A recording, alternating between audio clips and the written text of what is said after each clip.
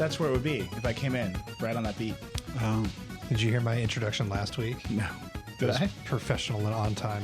Well, I heard it and I thought it was quite good. All right. Greetings, mobile accomplishers. Oh. This is such a sad show. Hello and welcome to the Vergecast. It's May 5th. Cinco de Mayo. Yeah. People upstairs drinking. Donald Trump is tweeting. Donald Trump is tweeting. Yeah. It's just a real bad scene all around for the country right now. No, I just mean that everyone's like drunk. Yeah. We should be a more sober, sedate country. I don't know what that means. Yeah. I'm literally drinking right now. Yeah. I'm such a hypocrite. And you have a giant bottle of vodka in front of you. Yeah, it lights up. Light it. All right, let's just start this show. Okay. Many things are happening. Hello. Welcome to the Vergecast. It's May 5th, or probably in your temporal area. Is that a science phrase, temporal area? Sure, Okay. it can be. It's probably not May 5th. But anyway, this is the Vergecast. Your time, place. Your time place. I mean, your emotional time zone. They are related. Is emotional Age time slower zone a if phrase? If I was going to write a self-help book, it would be called Solving Your Emotional Time Zone. Yeah. And like it could be like jet lag analogies. Yeah, the whole sunrises. You really want to follow the sun approach to happiness, much like an international corporation or newsroom. I'd read it in an airport. Yeah, that's. My God, this is the flagship podcast, The Verge. Oh God. The Vergecast is sponsored by Scissor Vodka. I have a light up Scissor Vodka bottle. Cut this today. Scrolling. It's a fake vodka brand that, honestly, at this point, there's so much media made for it. All I want is someone to just Somebody give me will vodka. launch it. I mean, we could start printing out PDFs of labels tonight and just gluing them on like an indie band in the early 2000s with CD press. You know what? Scissor Vodka should become like an eater prize, Yeah. like the Eater Awards. Should Yeah. just be bottles of Scissor Vodka. If we make the vodka ourselves, though, we're going to have to change the tagline from Cut Through the Night to You Probably Won't Go Blind. Exactly. Well, it still has an air of mystery about it. Anyway, I'm Nilay Patel. I'm here. Dieter's here. Hello, I'm Dieter. Arielle's here. Hi. Paul Miller in the hype seat. And Paul. Just hype. trying it out Hype. over there. I didn't know this was called the hype seat until today. So I feel like there's a lot of pressure on me. I thought this person was just hanging out. The hype seat sits at the hype desk where you'd make hype checks. Right. Hype checks. Yeah. So Like- I'm like the new iPhone. And Hype you check. guys cash the hype checks. If you want to go that way, you can. You get to create your own scale. Ooh. So if you want to change things up, you can. Okay. Yeah. It doesn't have to be 1 to 10. It rarely is. as a It matter of rarely fact. is. Anyway, I have some housekeeping notes. A big announcement for Vergecast listeners. This is Dieter's last day in the New York City Verge office. That's right. It's very emotional for me. My emotional time zone, I would say, is like a mountain. The worst of the time zones. I don't know. No, the worst of the time zones is that like South Bend, Indiana time zone. Oh, the one that's like lonely. Oh, Yeah. yeah. That's sure. that one. The loneliest time zone. That's where I'm at right now. Anyway, Dieter's moving to San Francisco. Yep. We obviously cannot have a Vergecast without Dieter. And, we've done 200 episodes of this thing in this exact format. So here's what we're going to do. We're going to take the next 2 weeks off after this show. Yep. Maybe we'll run some like highlights in the feed just to keep people feeling it. And then we're going to come back and we're not going to do it live anymore. We're going to have Dieter on Skype. It's actually going to be a podcast. We're going to try to actually make a podcast out of this that thing. you would How want to novel. listen to. Yeah. Yeah. I mean, whatever this is great. I was going to leave Oh, it I more agree. mysterious about Oh, yeah. what the plan was. Maybe we'll be naked. but you No, won't, that's fine. But you won't see I'm that. good. Right? You'll just have to listen for it. You can hear it. The Vergecast rebooted. Listen for the nudity is that's our new tagline. You'd have scissor vodka Foley. It's just scissor sounds. Anyhow, that's the plan. I am very eager. We're only going to take a couple weeks off just to give Dieter some time to move and set up a studio and all the stuff we need to do out west, and figure out how we're going to make it. Mm-hmm. It's something that we should do, I think. So just take a couple weeks off, just chill. Then we're going to come back bigger and better. Mm-hmm. And we're gonna make a podcast. We've been trying for 5 years. We might as well try again. Anyhow, I believe. I believe too.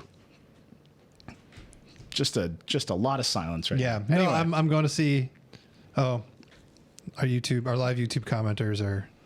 they're going to be they're sad. okay. They're a little sad. What's their emotional time zone?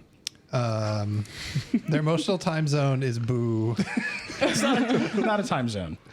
It's going to be better. Wait, would Greenwich Mean Time promise. be like totally neutral? Yes. Except not at all, because Greenwich is, the set as the mean time because they couldn't figure out what it should be. And so like, screw it. We're imperialists. We'll just put it in somewhere in the UK. So I feel like this Because they couldn't- metaphor they this figure out metaphor cannot is possibly not work. really working. We're just gonna go for it. We're gonna push it until it breaks even farther. Because latitude, you can set the center at the equator very easily. You know where that is, but there was no way to know what the center longitude, base longitude, should be. Right. And so they just had to pick one. Oh. So you're saying the Of course they emotional picked. GMT as an emotional time zone is sort of arrogant. Yeah. It's mean time. Yeah. Just put that there. See, Arielle, you got to stick with it, and then it and then at happens. some point it opens up. It begins to unfurl. So a strange week of news. I was We're putting going to together. talk about news in this show. We're gonna try. Okay. And we're gonna interlace it with jokes about emotions. Just a strange, bunch of stuff happening.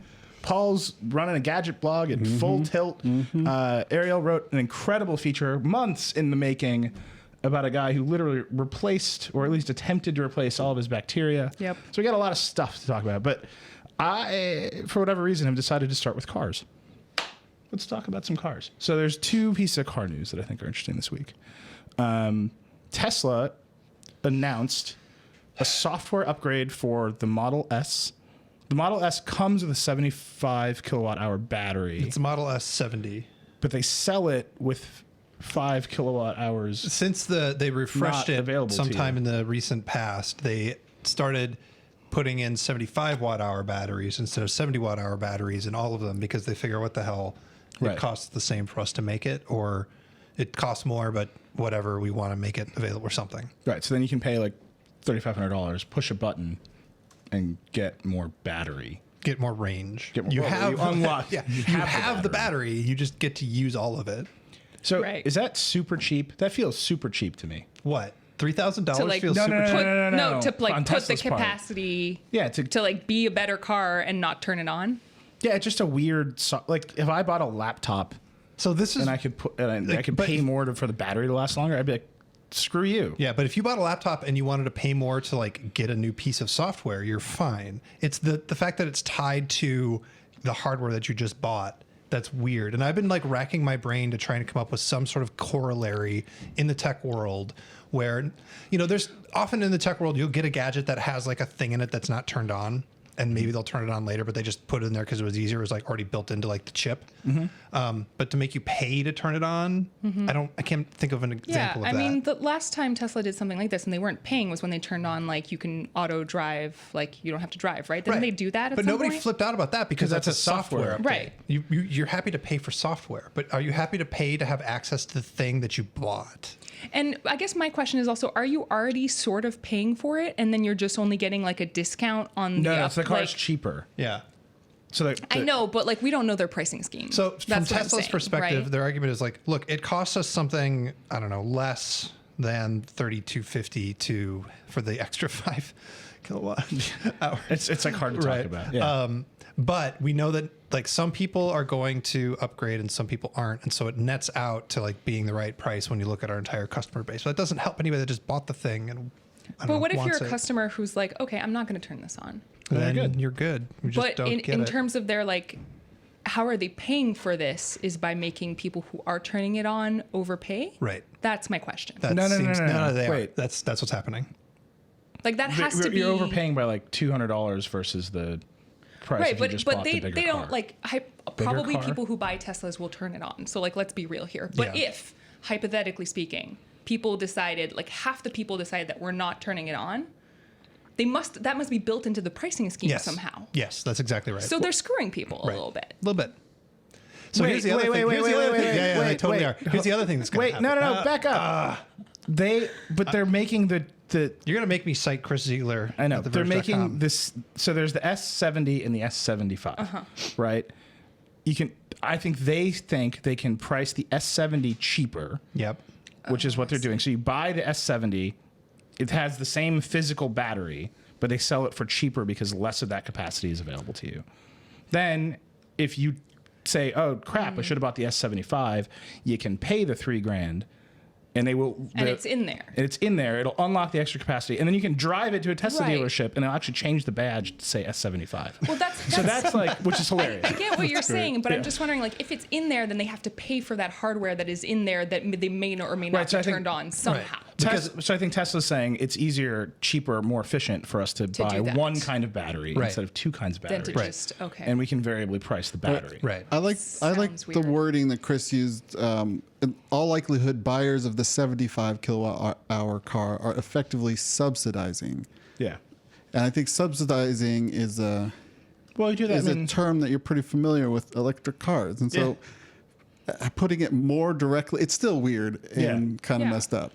I mean, the only it's other probably more cost effective for them than to have to like actually physically change a battery. Like Right. that's the point, right? right. So But the here's only the- other analogy I can come up with is if you buy like a regular car, if you buy like a sports car, you can go buy an aftermarket chip for that car and like put it in, and your car, it'll change the performance nature Right. of your car. Like Here's- the car will make more horsepower, but maybe it'll last longer or last less long or something. Right. Here's my analogy. But that's not this. That doesn't feel at all the same to me. Here's my analogy. Yeah. You're driving in your car. You're about to run out of range. You know that there's another 19 miles in there, and you really need it. And you're like, oh God, what do I do? What do I do? You pay $3,000 To get that extra 20 miles because you need it. Oh.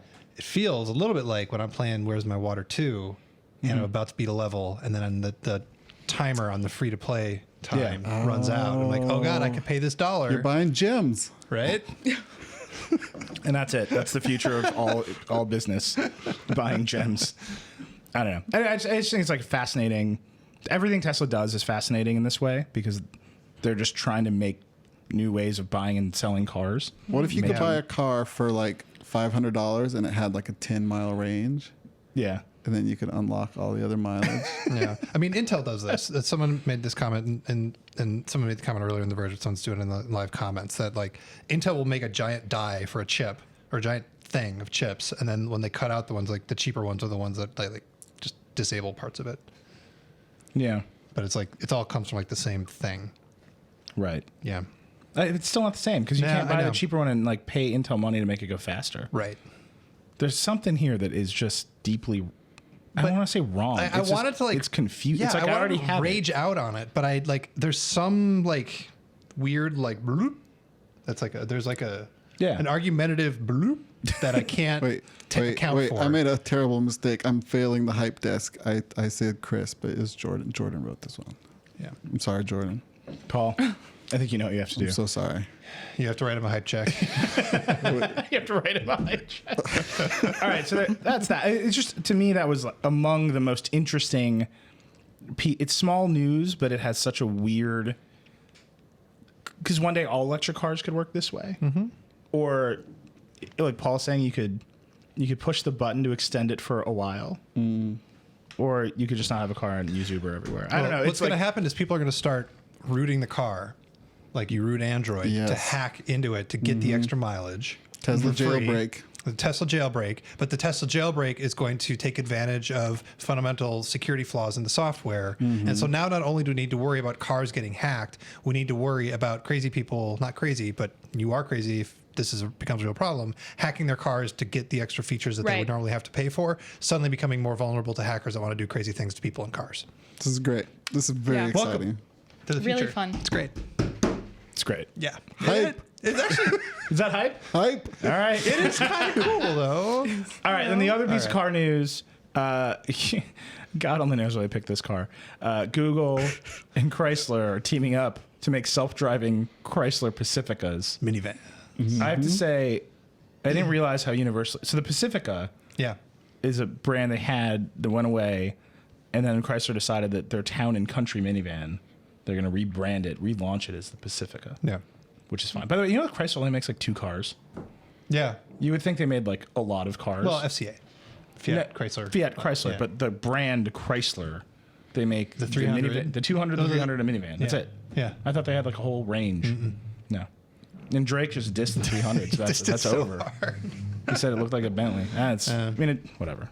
There was a I really minute like for their 300. made in or built in Detroit ad campaign. Yeah, but I don't have to buy a Chrysler, but yeah, I can't. Anyway, so here's what so today our video team was like freaking out over the Pacifica because every video person I know loves Town and Countries. yeah. Because when they go on Oh, shoots, right. they have to rent a minivan, and they get real sad when they get the Dodge Caravan. But the Town and Countries, a nice surprise. Yeah. And they all love them. Who knew? The number of people in like the Verge newsroom, especially on the video side, that are like shocking dads who like love minivans Yeah. and have deep thoughts about minivans. Trey Shallahorn Yeah. Just talking wants to about Trey buy a Shallahorn. Pacifica. Yeah. Jordan I have no Opplinger. thoughts about minivans. It's really hard to have a thought about a None. minivan. But if you go, I can't. I've been in a minivan recently. But anyway, they're full of screens. Yeah. And like wireless headphones. That's true. They're like gadget spaceships. So I can say this because I'm basically 40 now. Here's what I'll say about a minivan. It's a more honest SUV for most people. Like, Yeah. you know, right? Just But get the SUVs minivan. look cool. Yeah. Just putting that out there. Okay. Minivans. Says They the look man like- who's about to buy an SUV. I'm almost certainly about to buy this. Yeah. It won't look like a bar of soap. That's like the main reason I'm going to buy it. I want to buy every car. Can I have every car? This show's so sad. My emotional time zone is I want to buy every car.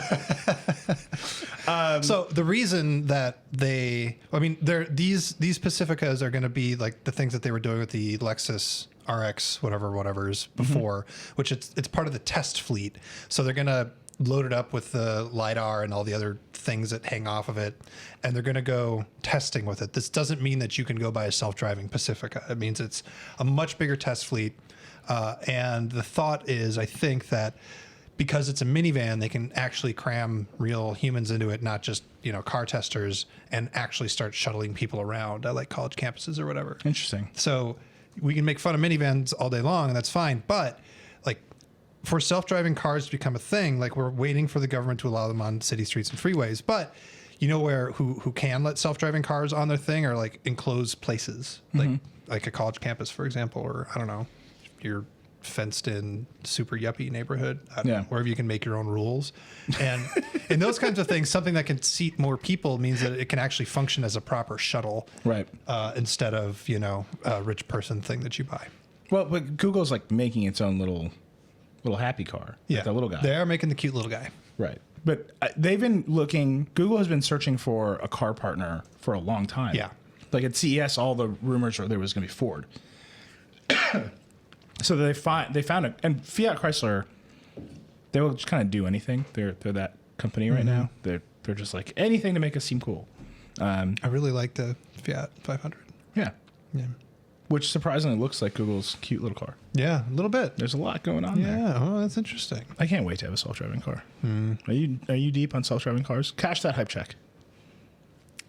I don't know if that's the right phrase. I don't really like cars very much. Oh, I'm with you. Yeah, just especially in the city, get in a car and you feel trapped and Yeah. in danger. You feel in danger in a car in the city? Yeah, the other day I was in like a Uber ride, and no, it was a yellow cab. It was definitely a yellow cab, and the guy just kept on falling asleep and running red lights, and it was just terrifying. Right. Wouldn't it be better if a robot was driving it? It would be. Yeah, I'm excited for this self-driving car future, but like all the little cars along the way, Yeah. they're just like stepping stones to me. Yeah. You're waiting for the big shift. All right. That's car news. Next. You just got a toy. Moving right along. All We're right. just moving. Yeah, Just doing so it. I'm holding in my hand. I got to get through this emotional journey. I don't wanna get jet lagged. I'm refusing to have emotions. That's my move. Dieter remains both Germanic and from the Dieter Midwest. is holding something that I have a crush on. Yeah, that thing is beautiful. It's a Kindle Oasis. You can't just leave that out No. there for the audio listeners. It's the new Kindle Oasis. I really Yeah, like so it. Katie Barrett just reviewed this. So the first thing you need to know is it's just an e-reader. It's like functionally not any better than a Kindle Voyage, which is itself $200. Yeah. This thing is $280. Yeah. If you buy the Ridiculous. top end one, your price comes out to like $380 plus tax. So you could spend upwards of $400 on a Kindle. Yeah. But it's beautiful. It's got this battery cover. It's like a battery pack and then a leather cover that is like actually really nice leather. And then the weight goes from like 7-ish ounces to like 4-ish ounces. But all of that weight is on the right side or the left side, depending which side you hold it on. So it all sits in your hand and the rest of it's super thin. And so like, You want it. it just feels incredibly light. Let's be clear. Dieter bought this today. Yes, I did. It just, as somebody on who back order has no right now. intention of buying it because, oh my God, $400 for an It's e-reader. ridiculous. It feels so good in your hand. And Yeah. it just like, you know, I have like this gigantic Kobo. And it just like, it's not comfortable. It's How'd not you fun end to up with hold. a Kobo? Oh, there's good reasons to buy a Kobo. I have feelings about this. Do you want to hear them? Yes. Yes. My My God. Why else do I come? I have one of Dieter's old Kindles, but I keep going back to my Kobo because it has pocket integration. And that is like this killer feature that I will like use the Kobo, even though the store sucks, the interface sucks. Everything about the Kobo is terrible, except for the fact that you can just drag and drop EPUBs and just put them in there, and that's super fun. But other than that, the Kobo sucks. And it's waterproof. That's also nice. But it's pocket integration. Like, send to Kindle is the worst thing that I've ever experienced with anything. Like, I almost feel like, I was going to say I would almost buy like a Fire phone over that. What? This is false. You should not do that. Send to Kindle is bad. The Instapaper linkage is bad. Everything, like reading the web on a Kindle, is excruciatingly bad, and I don't understand why they haven't fixed that yet, because the Kindle is so good at everything else. But why do you read web articles on the Kindle? Well, long form pieces. That's It true. feels like I love reading long form Verge stuff on the Kindle. Like, it's so good. Yeah. It's just so good. You don't lose where you're at. You just like, you get to, you know, the distractions are gone. Mm-hmm. It just feels way more zen and way more like I can actually focus on something. Yeah. And I go through my pocket cue list way faster. Really? Oh, it's ridiculous how much faster I go through it because I'm actually paying attention to what I'm reading. Interesting. And it's not like but it just, I just wish Amazon would fix it, and then Kobo would just like be out of my life entirely. Throw it out the window. Yes, please. I'm gonna throw this in this pond. Oh, it's waterproof. Yeah. So the Oasis is not waterproof. Not waterproof. What is the deal? Yeah. And How it's hard the one is thing it they have to do to right? waterproof an e-reader? I didn't know everybody was so hung up on waterproofing their e-readers. Well, because you want to use them in like by pools and beaches and like The tub. My e-reader is I don't waterproof, take and it's great baths, to use but- it like at the beach and just not worry about anything. You know, my hands can be wet and it's fine. yeah. It's the thing. Everybody wants a waterproof Kindle. But like What they've delivered Alright. instead is a $400 Kindle. they've delivered a luxury device. Beautiful Like, you buy this piece of thing art. for the same reason you buy an Apple Watch Edition, because you're like, yo, this makes me feel. You like can show it off to somebody just like you'd show off your fancy watch, and they'd be like, "Is that an Apple Watch?" You're like, "No, this is a $10,000 Apple Watch."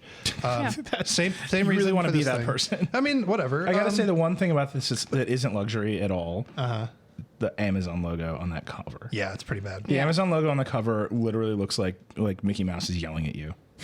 Like, it is not a cool logo. It's not sleek. It's just the Amazon logo. Yeah. Didn't they also get rid of the like adjustment for the eyes, like the lighting? Yeah, adjustment? so they got rid of the ambient light sensor, which in principle on the Voyage it's great. In practice, like it works a little bit, but what the ambient light sensor on the Voyage is supposed to do is you're looking at it in the dark and it starts at like a 5, and then over the course of the next half an hour, it ratchets itself down to like a 4. Right. Or a 3. So it gets dimmer as you read it in the dark because your eyes have adjusted to the relative darkness. So it's not just that you turn the lights off and the thing gets dimmer, but it does that. It's you turn the lights off, the thing gets dimmer, and then it slowly gets even dimmer because you don't need that much brightness. So it's like really good for going to sleep. It's interesting to me that like in a $400 device, like $300 baseline, that they just like got rid of that. I mean, maybe it was probably like not used a lot. Amazon's but line is like nobody noticed. They like tested but it with and without, it and the just- people just didn't notice, and they're like, okay, But whatever. you're not supposed to notice. Yeah, I know. That's Yeah, the whole point. I just feel like they could have, gone that extra step for something like that. Like if you're not going to waterproof it, if you're not going to finally let people read the web, like at least do that. I just use Pocket on my phone. It's like a weird. I'm No. thinking about this. I gotta buy a Kobo. Kobos are great. It's awful. Also, Yeah. Kobos are like friendlier with EPUB, and they're like better for the idea of not DRM'd content. Yeah. Amazon is all about DRM. Well, but Amazon's becoming like famous with Alexa of being the most interoperable and like having a relatively open API and Yep. like allowing Yep. lots of new content from all sorts of places to Yep. come in. Why? They're closed off for everything else. Right. yeah, I don't know why that is. It makes no sense to me. it's Well, not the Amazon Kindle DRM is the foundation of their business, right? I mean, they Well, I like leave the Kindle DRM on your Kindle stuff, but I don't know. Let Pocket develop an app for it. I guess is Yeah. what I'm coming down to. or like create a Pocket clone. Like, please just do that. I don't Yeah. care. They also Just- make it really hard to like send like other EPUB stuff to it. it's in the two things that I think are interesting about this conversation are the Pocket clones are coming. So Facebook is like 200 million people read later on Facebook, and it's like I don't know anybody who uses Yeah. Read Later on Gosh, that's- Facebook. that's Google what just they added say. it to Inbox. Google added it to Inbox. It's Paul was saying he uses it in Safari. Yeah. Like a It's been in Read Later. Safari for a while. I literally right now my workflow is I'm using Chrome for work. So because Chrome's got the little favicons. Oh yeah, But then if I find a link I want, I open up Safari and, That's your workflow. and then I paste it in. Yeah. And then I click the little plus button. Dude, just and then I Pocket. never read it. Just use Pocket. Paul, What have are you doing? You should check out Choosy. Choosy. It's a little Oh, that shit utility. never works. It's buggy as hell, but it's a little utility that lets you dynamically change web browsers, like when you click links and stuff. And you can also set certain websites to certain web browsers. I've been trying to use That Choosy for seems- like that seems like having a lot of apps open. At Oh, once. you spend an eternity configuring it, and like once you have it, you just keep on reconfiguring it. But like once every 2 weeks, there's this moment where like it just magically does exactly what you want, and it's great. No, I live for those moments. yeah. You're like, this weird workflow hack worked this time. Yeah, Finally. Choosy's been around for a long time. That thing has always been a mess in my mind. yeah. No, so there's that. There's the idea that the reaction to the flood of content that we all get is for every service to build a save it for later function. Yeah. I mean, you just got to pick one. I honestly will like click I think through you on should- Facebook to just so I can finally get Chrome, so I can finally save something to Pocket because I can't handle. Like, I'm never gonna look at the save for later on Right. Facebook. I think you should go all in. in on Facebook save for later. Do it. You upset me. That's such a bad idea. Okay, so there's that. Yeah. And then there's the dynamic screen thing, which obviously took out of the Oasis. But it's interesting to me. Apple's doing it now in one way with Night Shift. They're doing it in a bigger, more important way. True Tone. With True Tone Yep. on the iPad Pro, on the one iPad Pro. The iPad Pro 9.7. I just don't like saying the name. Yeah, I it's know. just an uncomfortably stupid name. Anyway, so doing it there, it feels to me fairly obvious to do it on the next phone. They oughta. I just like the idea that, and whether or not the science works, I think the science of Night Shift is pretty shaky. But I love Night Shift. I think it's great. I look forward. Like, it to makes you feel good. Yeah, I Yeah. look forward to my screen turning yellow in the evening, and then when the low power mode comes on, and it gets like super blue, I'm like, how have I been looking at this whole time? It's awful. I just like the idea that someone is thinking all of the screens that we're surrounded by should actually adapt to the way that we should see things. Right. Yeah. Is really powerful and interesting. Yeah. And then Amazon's like, what about a $400 Kindle that doesn't do that? I have to say, I never turn on my light on my e-reader unless I really have to, and like, What? because I use a lamp next to my bed. Really? Like, that's less damaging for your eyes. Like, Do you why? use a steam engine in your car? Sorry. Is it because you're afraid of the blue backlight? And you think that's why it's less damaging to your eyes? Lamps. Okay, I don't know. I just feel like having light in your eyes it bothers me. I prefer just having Yeah, a lamp. that's true. Right? You're Like, a right. lamp is good. I like lamp. Lamps are good. Lamps are good. Lamps are good. I love lamp. Nilay thought he could slam you. It's like, you old timey people and your lamps. Which, like, all right. I just went for it. Look all around you, Nilay. You're surrounded by lamps. Where would you be without lamp? Big lamp is coming. It's funny because it actually is a big lamp. It's a big lamp. Lamps. I just think everything should glow. Anyway, Sure. any other Kindle Oasis thoughts? You bought one. Is my microphone dead? Your microphone does. Yeah. Okay. Well, I have no more thoughts then. Goodbye, everybody. Do you want to come scooch? No, maybe. No. This is going to get edited out. This is why we can't have a live show. I mean, you've been doing it for over 200 episodes. I'm just... And this is far from the worst thing that's ever happened. This is like, we're so used to bad things happening live that this is just fine. Nope. Our friends in the booth. You wanna come help? Oh, there's some back end stuff going on. Oh yeah. Continue without me. I'm enjoying the dancing. I got a whole Apple Dieter's thing that I need dancing you for. just for people listening at home, not from your cars. You know what? This is a great time to do is read this advertising. All right. Get ready for this.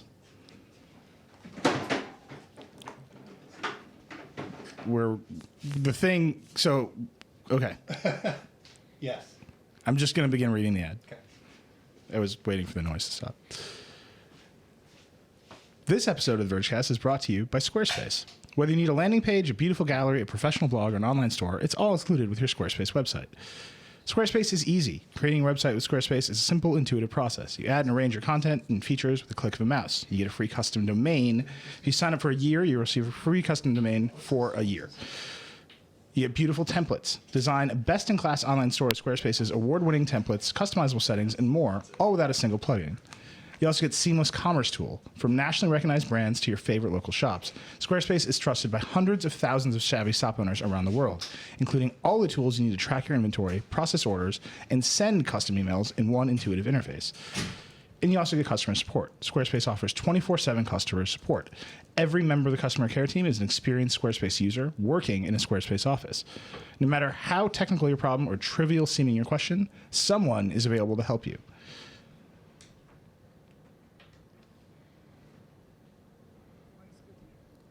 Squarespace. Anyway, sorry. I was nothing. So start your free trial today at squarespace.com and enter the offer code VERGE to get 10% off your first purchase. That's offer code VERGE. We're back. Welcome back. That was exciting. Turns out that if you unplug your microphone, it stops working. The lamp show got really out of hand, guys. It was a real mess. All right, Arielle, let's talk about your feature a little bit. Sure. Because it's crazy. So just set up what it is, and then let's get into it and like talk about your experience actually reporting it out. Yeah, okay. So I published a big feature yesterday about a man, Josiah Zahner, who performed a microbiome transplant on himself. The microbiome is like the composition, like the bacterial composition that's of your body. Like your body is a habitat and there's bacteria on it, and that's the microbiome. And your bacteria does a bunch of stuff for you. They produce vitamins. They help you digest food. It's this whole thing. And this guy, he has a lot of gastrointestinal issues, and some other stuff, and he wanted to try and get rid of that by doing a transplant on himself that included a fecal matter transplant, so essentially eating poop, and also trying to change the bacteria on his skin, nose, mouth. You just rolled right by the lead there. So I'm not going to say I'm an expert on the fecal transplant. Sure. I was under the impression that was generally done in the other direction. Yeah. Oh, you mean like an enema? Yeah. Oh, the other direction. We're really gonna dance around those words. I always thought it was like surgical somehow. No, I don't know. Anyway. No, so in the last couple of years, it used to be mostly enema. There's also nasogastric tubes, so through the nose, down to your stomach. But in the last couple of years, there's been a lot of research about taking poop pills. Some of them are like frozen, some of them are not. But essentially, like a fecal matter transplant is done in a doctor's office, specifically if you have a C. diff infection, which is a terrible infection that can be life-threatening. And if it's recurrent, if nothing else is working, then they'll give you a poop pill. And that poop has been screened, and donors have been screened, and things are very, very safe. And they'll give you 30 of these pills that you'll take over the course of a couple hours, maybe up to 2 days, depending on the researcher that you speak to. And that is 90% effective at curing you from recurrent C. diff. Wow. Josiah does not have C. diff. Zaner, the guy who did this, he does not have C. diff. He tried to. There's no proof that this would ever help him with his gastrointestinal issues. He may have IBS or IBD, ulcers. He's not clear on his diagnoses, but he has, he has some issues, and he wanted to try and fix that, even though there's no real research that would ever kind of support the idea that this would help him. But to him, it was intuitive. He wanted to try it. He did something that was very, very dangerous. Don't do this at home. Yeah. Or anywhere else except a doctor's office. But you can't even do it in a doctor's office. Just don't do it. Yeah. No, don't do it. The FDA really regulates it. Like human shit, when it is administered by a doctor, is a drug that is very tightly regulated. So it's really actually really hard to get this treatment. Well, like, to be clear, like, one of the reasons it's tightly regulated is human shit is legitimately dangerous. Right. I mean, there are so many different types of outbreaks that have been cholera through shit. There's so many hepatitis. There's so many different things that you can get through feces. Just seeing your friend and being like, hey, let me take a sample from you, a stool sample, and let me ingest that is a really, really dangerous thing to do. He did it. Yeah. You were there. I was there throughout the entire process. You got to read this feature. You got to see the photos. We sent one of our directors, Viren, with a camera. I mean, it's like, you got to read it. But so you were there. Yeah, I was there. I was even there during this wasn't in the piece, but I was there even when we collected the samples from the donor, went over to his house, and he came out with like a huge jar covered in aluminum foil so that we wouldn't see it. Oh my God. And we brought that home in a hot car, like a really, really long drive in a hot car. And I was like, and it was like Josiah and me in the back seat, and with the poop jar. That was in his bag, but it was there. It was just a really, really interesting experience. And then that afternoon, we go to his apartment, and he tries to make poop pills.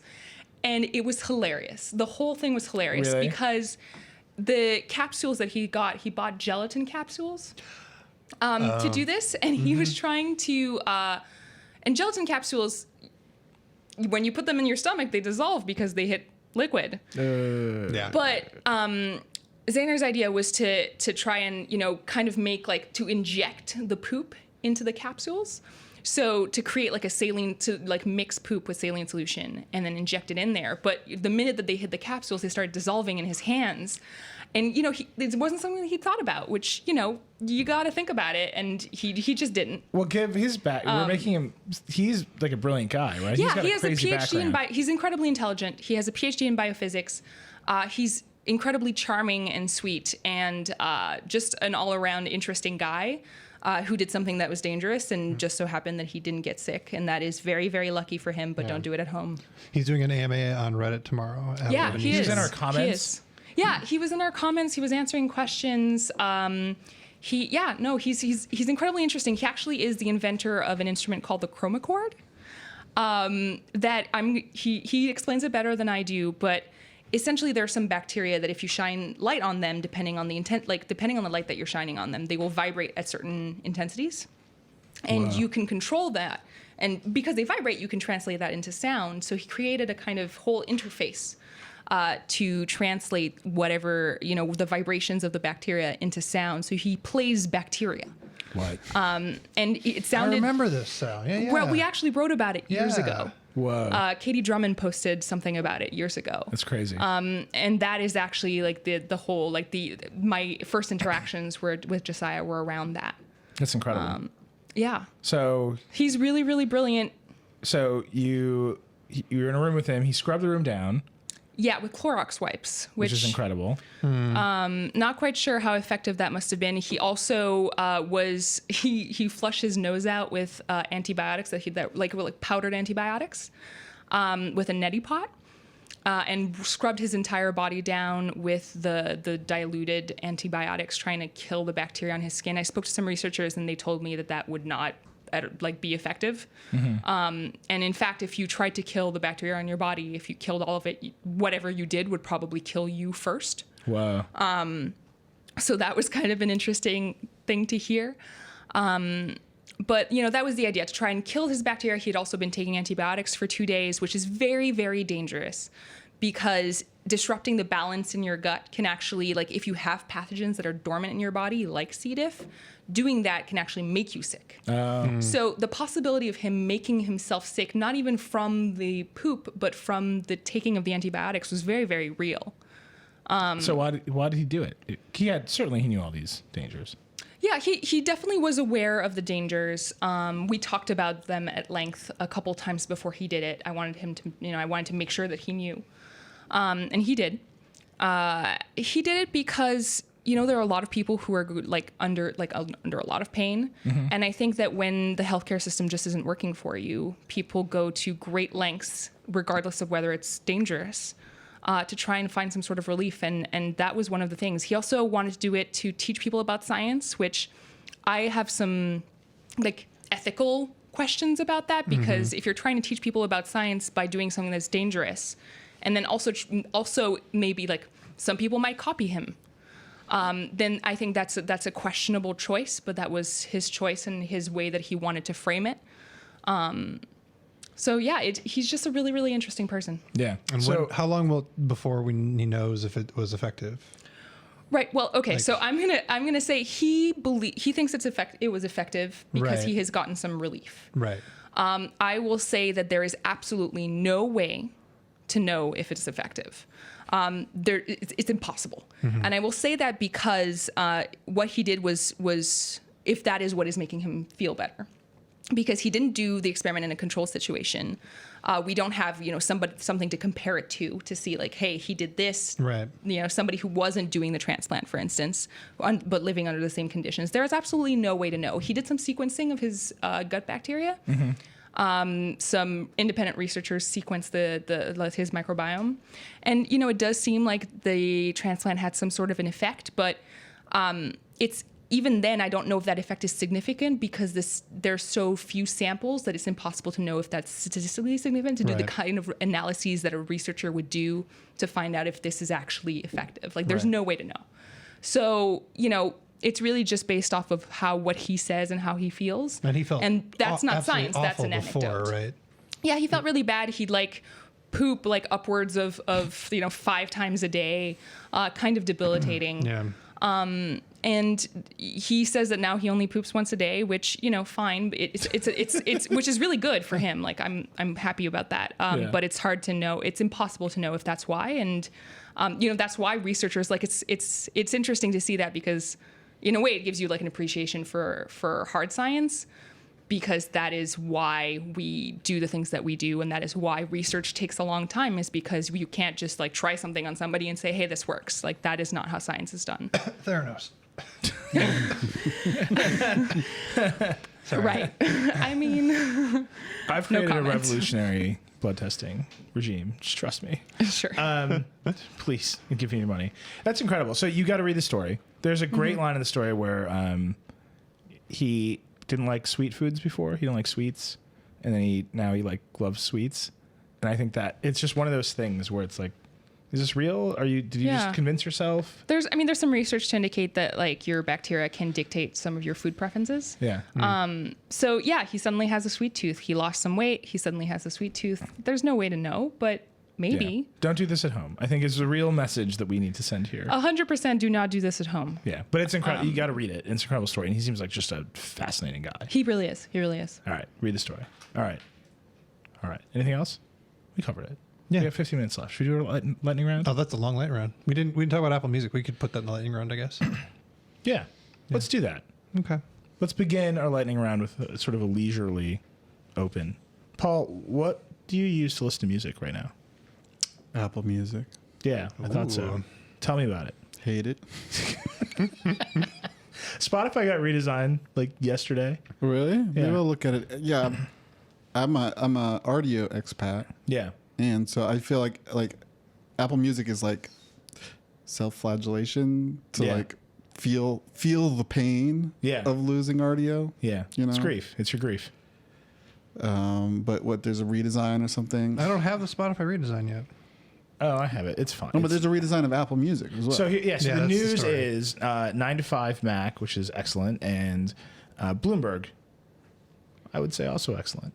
Absolutely. I'm just doing a little media criticism on the side. Name some other excellent websites for me, Nilay. Yeah. TheVerge.com, one of my faves. Excellent. Circuit Breaker, Pretty good. pretty good. Yeah. Anyway, both of those sites, Bloomberg and 9to5, report that probably at WWC, I think that's probably what it's leaking at now, there will be a complete head-to-toe reboot of Apple Music. In that, if you look at Apple Music now, it's very much just the existing iTunes mess and then Beats music just like glued onto it. Do they Right. still have the like whole like connect, like here's whatever the artist want to put it's down, still like the there. Yeah. feed? Oh, it's still useless. I never see it because I turn on the parental controls to disallow the feed, which means I get to use that button for, I think, playlists. That's Wow. good. Literally saving yourself from yourself.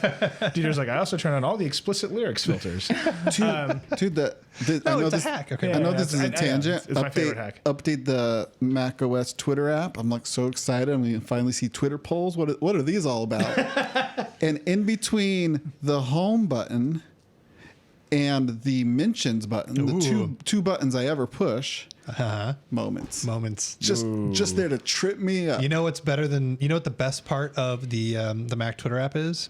If I haven't checked on the new version, but you can put highlights into the notification bar. And highlights is the best feature Twitter has ever made, and it's only available on Android phones and in the notification bar on Macs. Wait, you can finally do that? Because really, I just want highlights are like the best tweets from the people that you follow. I just want really highlights to good. replace the Moments tab in the like mobile app, like so badly. Yep. I That would don't be even know good. why Moments Yep. exists. So here's my thing about Apple Music. iTunes bad, Beats bad. They put them both together, super bad. So like, we're gonna fix it. We're gonna refresh it.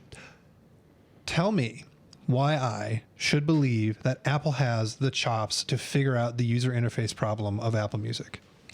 Give me the evidence of the software that they have created in the past, call it a year and a half. Give me the evidence that Apple is able to solve a thorny UI problem.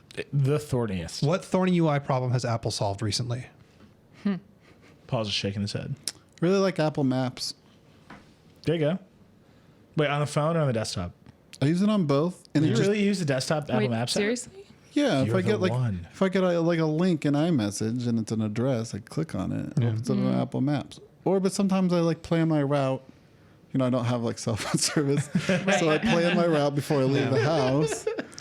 But that's the one that the primary Apple app I can think of right now that always does what I think it's going to do. Yeah. And it's like way better. They've like basically fixed it. Yeah, it's getting better. But like, I don't know. I switched to Apple Watch, Android, so I don't. thorny It was UI bad when I problem. switched. Right. Right. I mean, we could talk about the watch. TV, thorny UI problem. I mean, the label for this whole entire section is, I've labeled it quite controversially, peak Apple. Because they had a real bad quarter. yeah. Real bad. I mean, real bad for Apple. They had a real bad for Apple quarter. And the big think- problem was they missed their own guidance, which they never do. But they still No, the made real problem so much is money that- that like it's obscene. No, I disagree. The real Okay. problem, and Bloomberg, another, again, excellent Bloomberg piece, did a whole breakdown of how Tim Cook talks about the company. Yeah. And he was, a year ago when the iPhone 6 came out and sales exploded, he was like, this is great. This is what they're going to be like forever. Yeah. It's not unusual. 3 months ago, when the 6S came out, he was like, it's fine. It's on the same curve. Our S models traditionally sell better than the regular models. Sales, Right. that did not Yeah. happen. Nope. And he's like, last year was so unusual. And I think the question is there a trick to make you buy another iPhone that isn't just a bigger screen? Because a bigger screen was a great reason Yeah, to buy another iPhone. that was a huge driver. And then I think that whole thing is related to what you're talking about, which is the stuff isn't very good. And we can talk, like, that's real Wear an bad. Apple Watch. Like this Apple Watch band is really good. This band is great. Yeah, the band is the awesome. new nylon bands that they made. Those are cool. And I think there's did you guys talk about this in the show last week? What? Apple at all? A Or little was bit. it? Yeah. I don't want to. People want to hear what you think, Nilay. I knew it. What's your mood zone on Apple right now? So emotional time zone. on Emotional Apple. time zone on Apple. We're in the dark. I don't know. Is that a time zone? Rutabaga. Where? You know, wherever it's the land of always winter. That's my emotional time zone. Okay. I'm pretty sure that's a Game of Thrones reference.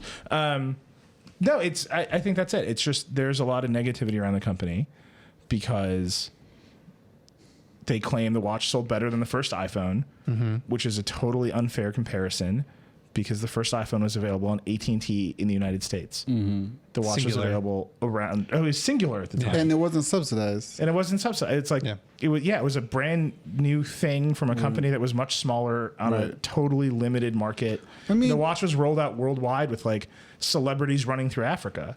Like literally that was a video they showed, right? Like, Yeah. and they were like posting Apple Store pop-ups in like fashion markets in Paris. Like it was just it's a different scale. Of course they sold more. It's Apple. They can't help it. But is the thing good is a really important question. And I have always thought it's a 7. Like that was the number we gave it in the review. It's fine. When is the reboot of the watch set for? Is it for the summer or is it later, like in September? We don't know, but the latest rumors, I think from the Wall Street Journal, are probably in the fall alongside the iPhone. And it's like, oh man, they're going to fix it. What are they going to do? They're going to put a faster processor in it. Fine. And maybe they'll have an LTE version. You think that's it? That's what the WSJ had. Right. They really need a round What I watch. want is not a faster processor. I want fewer apps. Yeah. I want the screen on all the time. Way simpler, like I want to after Pebble in a year of essence, using but this, not in actual I want to interface. know what the buttons do. Yeah. Yeah. I want this connect button. What are you gonna do? What who you can I just send my described, a heartbeat to faster right now? processor and a cell modem mean a huge battery. Yep. Right. Are they going to run a cord up your arm? That would actually be amazing. If Apple was like the new Apple Watch with battery sleeve, and you were like constantly Does wearing a battery Casey sleeve. Newton have an Apple? I've got all these people that I'm like scrolling through my contacts on the watch. When was the and last time you sent your heartbeat to anyone, Dieter? Never. If you have a heart. Definitely the only person here that I know for sure is wearing an Apple Watch right now on my Apple Watch contact list is Chow on our product team. Definitely going to send her a heartbeat. There you go. Oh, that's ridiculous. Anyway, so there's that, and then there's this like Apple Music reboot. I am so excited Can't for the figure out Apple how to Music send reboot. I want to use Apple Music. That's what I've decided. If they can just make it so it looks like a store where everything is free and then playback is simple, that's all I want. Right. If I want to listen to a song and I know what it is, then it's easy to get there. Yeah. If I was just listening to something, it's easy to get there. Oh my God. If I wanted some suggestions from some dude that Apple pays a lot of money to tell me what's cool, I'm like, whatever, they can put that in there if they want to. Yeah. But just don't make it hard. I'm just personally like very upset about the whole like exclusives on this platform and exclusives on this other platform. That's not going away. I know, and I hate it so much. You know where everything's available? BitTorrent. We don't that talk out about that. We talked about poop pills for about really 15 like minutes. to pay for stuff. I do too. I just don't want to pay. I don't want Spotify and Apple Music and Tidal and you know I can't. Well, I can't you do just it. need I to don't pick want a to do music it. app that lets you have a locker where you can upload your own music, and then you're good. And Right. So I should do you- Play Music, is what you're telling You me. can do Play Music, you can do Apple Music, or you could do Amazon Music. Do Amazon Music. I think it's Amazon going Music to be should do. Play Music. For the official position of the Vergecast. I think you should keep using your Kobo, use Facebook Save for Later, and go all in on Amazon Music. Dude. The worst life. Oh my God. Every single time the Echo tries to play something, like the Echo Dot tries to play something from Amazon Prime, I Yeah. get so upset at it because I never want to play something on Amazon Prime. Never. No. It's Alexa, play my Amazon Prime music. so cruel. Terrible. What if it went like further like this? Because right now you can pay let's just call it $10 because it's always around $10. $10 for Hulu, $10 for Amazon, $10 for Netflix, $10 for HBO, and $10 for Showtime. I don't know. I'm Yeah. kind of You won't even pay for a cell phone. Like, why? This is not sustainable. yeah. Well, I don't pay for all of those anymore, but Okay. I've had most of them at. I've never paid for Showtime, but like those have a small overlap of content, and then primarily the draw is exclusive. I'm not saying this is a good idea for music, But what if music went even more like that? Well, what's it? What if you had your title for listening to Jay-Z's Friends music? Yeah. And then you had Apple for listening to Drake and Taylor Swift. And then you had Spotify for listening to like European dance music. But you see, that's what it's for. But you see what's happening in the TV market. That's terrifying, I know, right? I'm just going to cancel everything and go back to Pandora. No, but with TV and movies, what's happening is Pandora's got a smaller library than anybody. all of the device vendors are building universal search on top of those services to disintermediate. Yeah, but them that's and that their universal interface. search stream is never it has yet to come true on any platform. Universal search on every single platform, whether it's phone, TV, or tablet. The only place where universal search hasn't been a disaster is the web with Google. Everywhere else, it gets interrupted by bad indexing and the fact that like you need to cut deals with the people's whose apps Right. you're indexing. Right. And those two things put together mean that like every single universal search thing I've tried has always been a disaster, especially on TV. Right. And so, yeah, Apple TV is fine. it's a 7, It's a 7. just like the Apple Watch. It's Apple fine. Watch quality search. Yeah. Yeah. That's a hard burn. Yeah. It's slow. mean. Nobody knows how to use it. What are these buttons for? It's constantly touching you. There's force touch for some reason. When was the last time you force touched your Apple Watch? I guess just now. Just now, because it took me 5 minutes to send my heartbeat to somebody because I kept on drawing instead of sending the heartbeat. Force touch.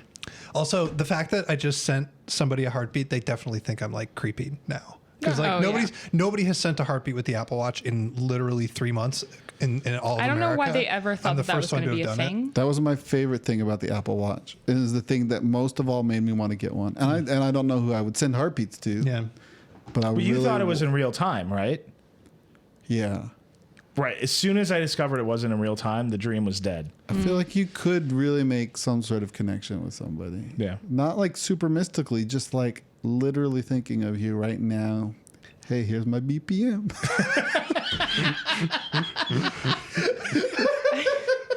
Our idea of like, I know, I feel no. like there's a connection there. Yeah. What, you just send somebody like- a winky face? Yeah. Or like a smiley with a tongue hanging out while it's crying. I guess Apple has weird ideas about how to connect with people. Anyway, let's go. Lightning round. Yeah. We got some TV stuff in the lightning round. We should talk about it. Hulu and YouTube confirming plans to start streaming live TV.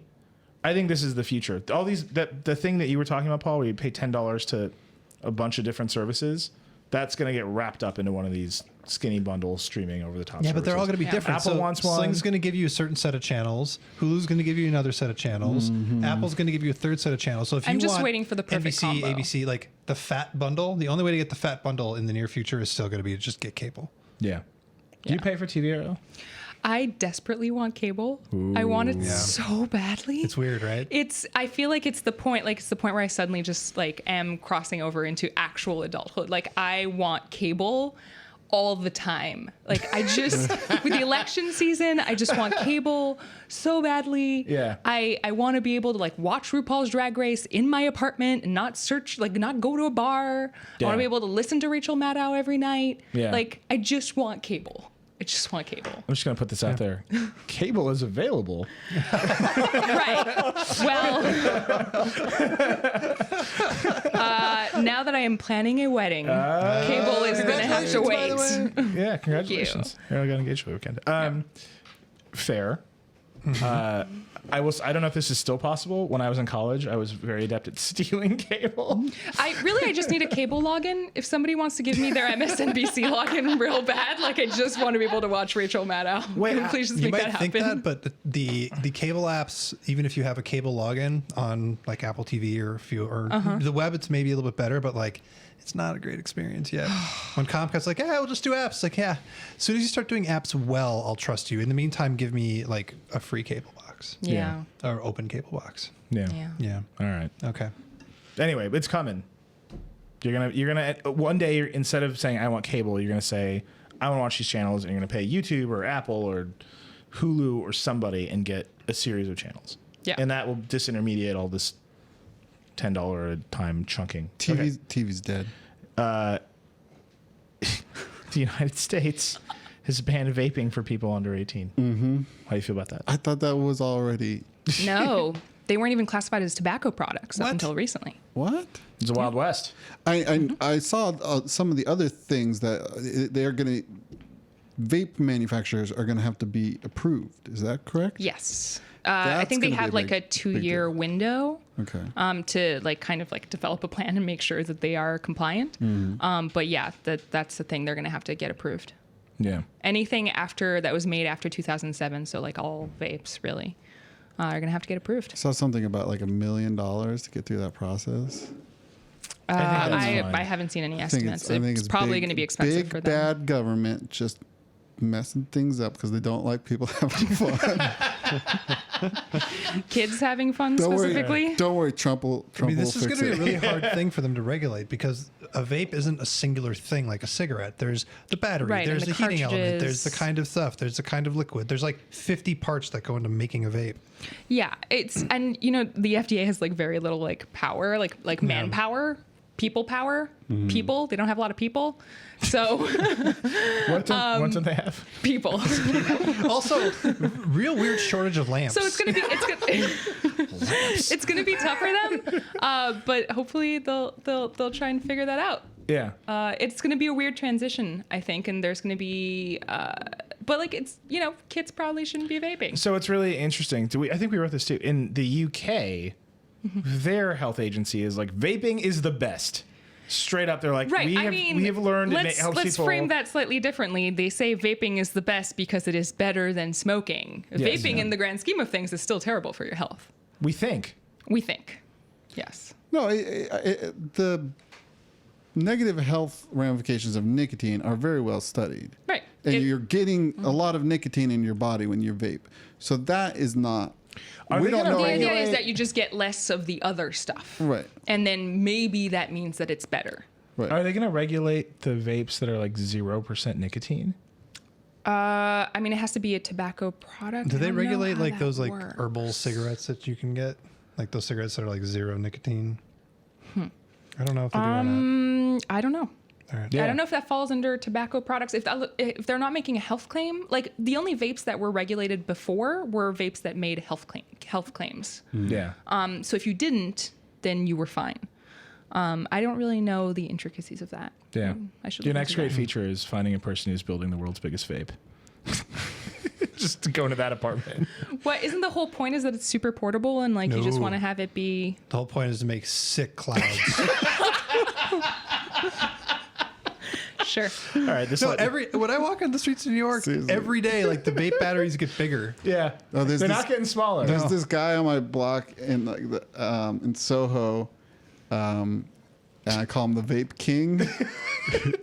Does he know you call him the You vape should king? definitely There's call him definitely a Vape thing Lord. called the Vape King. He should be Vape Lord. Well, whatever. Anyways, he's this like very well dressed person who like runs this like fashion store, and he walks out like probably every 2 hours, and he's got like a brass vape stick thing.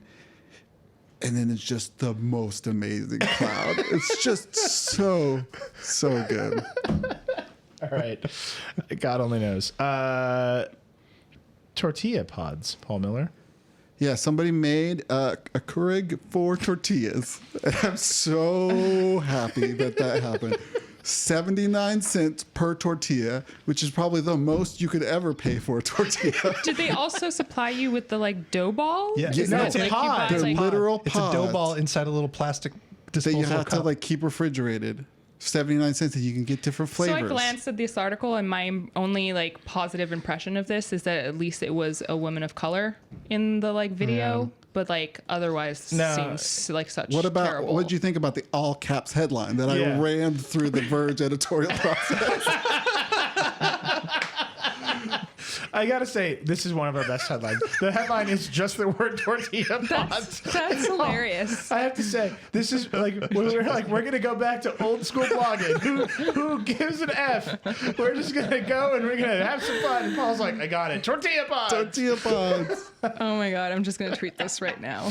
That's real This is good. Are we necessary. getting one of these? Apparently they're in Williamsburg. Hopefully we can Duh. track. Hopefully we can track them. It's a Kickstarter. It might not ever be real. They've got like $80,000 so far. But So- if they've got a demo unit in Williamsburg, we're going to track this down. Of The, course, the it's tortilla in this video doesn't look very like normal. They have 27 days ago. They have, as of this recording, they have brought in $86,973 in pledges so far. Yeah. They say they only need 50 grand to make this thing, which seems pretty I low. have a feeling I could everyone's see, pledging like- this thing just so we can get one in the office.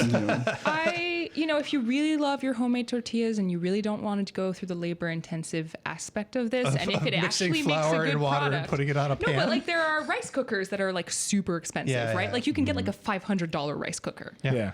Because it makes perfect rice and it times it everything and it like does everything for you. Do you have a $500 rice cooker? No, I used to have a $10 rice cooker and I liked it a lot. Yeah. Where would you put the $500 rice cooker on the scale between not having it and cable? Ooh. What would you get first? I mean, cable. I don't even have a rice cooker anymore, so like the question is kind of. So I haven't. Well, no, I mean, in terms of things, But like you I just have sounded so been thinking reverent. of buying rice cookers are amazing. I don't know if you noticed. There's a native ad for rice cookers going on right now. Rice cookers Big are rice so cooker has made its way into the good. Vergecast. I have not. It's not $500, but I have like a fancy rice cooker that I was. This is what weddings are good for. Get ready. I know. So I'm we very were- excited about all the new cookware. We were given a fancy Yeah. rice cooker when we got married, and I make rice better than that rice cooker and faster in a pan. Yeah, rice cookers Really? are a little slow. They're way slower. Dude, They're a little slow. it takes 20 minutes, 30 minutes max to make perfect rice in a pan. Keurig is not about the best cup of coffee. Right. Keurig It's is about living the Jetson life and having a little pod that becomes coffee. And this is about a little pod that becomes a tortilla. Yeah. When is somebody going to make the pizza thing from Back to the Future? Right? That's the next one I step. want. That's a little definitely pizza, the next and you step. push the button and it becomes a big pizza. I'm sitting here waiting. Get to work, Kickstarter. All right. You got one more, and this one's important, Paul. Pie message. Pie message. This is just a call to arms. Everybody, get on GitHub, start contributing to Pie message, which is like my number. I want to try more Android, but I'm very dependent on iMessage, and this is literally a hack that scrapes all your iMessages off of a Mac and then blasts them over the internet in a super insecure way to your Android phone. This guy made like the scraper, he made a server, he made a really slick Android app for all of this. Like this guy did a lot of work, and I just want to push this over the finish line. Yeah. And have iMessage on Android. But don't you need to run a Mac somewhere at all times? Yes. Which seems incredibly Just to be inconvenient. clear. On a relatively stable IP address. Yeah, right? Oh, yeah. The stable IP address is the tough one. Yeah. Yeah. I mean, yeah, it would be great if you could Can't you just just have use- like an iMessage app and just like be able to communicate with people who's focused solely on that. But like Apple's never going to do it, and that seems incredibly inconvenient. So Yeah, I feel like I don't know. Maybe Apple, to say they're sorry Yeah. for missing earnings, could iMessage put out an for- iMessage app for Android, because that's really I just think there's something about that. Like like Google and Microsoft sometimes feel a little desperate. Like Google still feels maybe that they've got to keep mind share in iPhone land, or they might become irrelevant to those. And so Google does a really good job of putting its apps on iOS. Microsoft is scared of becoming irrelevant in all ways and does a really good job putting its apps on iOS and Android. Apple has been pretty comfortable. Yeah. Didn't feel the desperation. And I mean, for a long time, like that was a huge selling point, right? It is. I mean, it is a selling point. It is a good point of lock-in. Good for them. But if you think about what would truly make people happier, yes, you're going to lock in more customers. How These you're doing it right companies don't now. want to make people happy. You're funny. I think you get a lot of mileage out of it. I mean, this was always one of my old-timey metrics was if you put Bing as your default search, you don't care about your customers. Right. Because understand, you can make a $10 million deal with Microsoft and have Bing as your default. I don't know what the actual deals go for. Yeah. But it says something about your company that you're less concerned about their happiness than your business's success. But your business succeeds ultimately, I think, if your customers are happy. Yeah. Or if you get that sweet Bing money. Or if you... Right. Right. What's your Anyways, business model? Bing. Bing. Just desperate Bing. I'm hoping to trick people into using Bing. We got to start an app. Finally, Paul, we've got an app. It's called Shenanigans. And you just open the app and you see how long you can use the app without performing a Bing search. I'm into it. This is great. This is good. I think that's got to wrap this one up. Yeah. We've had our share of disasters. You know, it's been good. It's been a good run of live Vergecasts. Right? What's happening? I don't know. All right. Close my laptop. It's a But very that cute was- laptop. I love that laptop. Oh, you want to talk about the review? Lauren put up real quick. Lauren put up the review of the new MacBook. That's your old. This MacBook. is the old MacBook. The new MacBook is faster. Yeah. Yeah, we I bought talked one. about it this last time. Yeah. I bought one. It's a good review. You should read it. She also did a great versus comparing it to a MacBook Air. Which one? Doesn't matter. I mean, it was like a 2014. Yeah, like, it's whatever. a great video. It's really funny. Yeah. She does a great job. Yeah, those. Just wait. All MacBook Airs are the same. Like, can we just admit, like, some of them are a little bit faster, but like, if you have a 2000 any MacBook Air from like late 2012, whatever that last model was, up to today, they're the same. They're the same. They're the same. I put Cloud Ready on my Becky's old MacBook. Your old MacBook. Oh, did you? Yeah. Yeah. It's slow. Yeah, I tried to put it on my old MacBook Pro and it destroyed it. Cool. It doesn't work anymore. Womp womp. What's amazing, I tried to partition the disk, which is like a weird thing to do mentally with an SSD, I guess. And it just wasn't having it. It's like the only way you can install this OS is by blowing out the disk. And I was like, what if I just put it on this part of the disk instead? And it just wouldn't. No. But now I have a little Chromebook. And a That's real MacBook Air slow. face. It's fine. All right. It's fine. The dream. That VIOP never worked out either. Just If we keep going, I'm going to start talking about USB-C adapters, and you do not want that. I bought so many USB-C adapters out of fear. I When I bought have this gone computer. through 3 docks, and the 4th one is waiting for me at my apartment because they're all garbage. Every single one is garbage. That's unacceptable. Yep. Like, that's really unacceptable. That's a new technology. Technology. The whole, like, Apple build it and they will come situation is just, like, Yeah. it's Yeah. unacceptable. That happened with the first USB too. All the USB devices that came out around on the first iMac were garbage. And they were all, for some reason, clear blue. They were all made of clear blue The plastic. iMac was clear blue. Yeah, but they never matched the color correctly. Oh, right. It Like was the a little iMac off. was that like aquamarine, Right, bondy right, blue, right, Bondy right? blue. And all this stuff was like, yeah, it's close enough. Like Right. they held up the Pantone scanner to like a computer screen. They're like, oh, we got it. Anyway, a sad note to end the show, I think. Melancholy. A melancholy. What is the Tortilla emotional? pods. What is the emotional time zone of melancholy? We need to make Vergecast pods. You just put one in a machine. It plays a single serving Vergecast. Yeah. What's and they're DRM'd? They cost $25. No, they only cost $2, but they're single use, and then you have to throw them away. Right. Sure. What's the most melancholy place? What's the time zone of that place? That's my emotional time zone. All right, I'm done with this show. Okay. San Albany? Francisco. Albany? Ooh, I will say Pacific time is the worst time to zone. wear No, the worst time zone is sunflowers Central. in your This is hair. over. Okay, look, that was for better or worse. worse. It's probably worse. Going. This is the worst Vergecast we've ever done. That was amazing because Arielle was here. It's true. You're the only good thing about this show today. Thank you. The lamp joke was good. Today's Vergecast is brought to you by Lamp. I will say, the lamp joke fucking killed.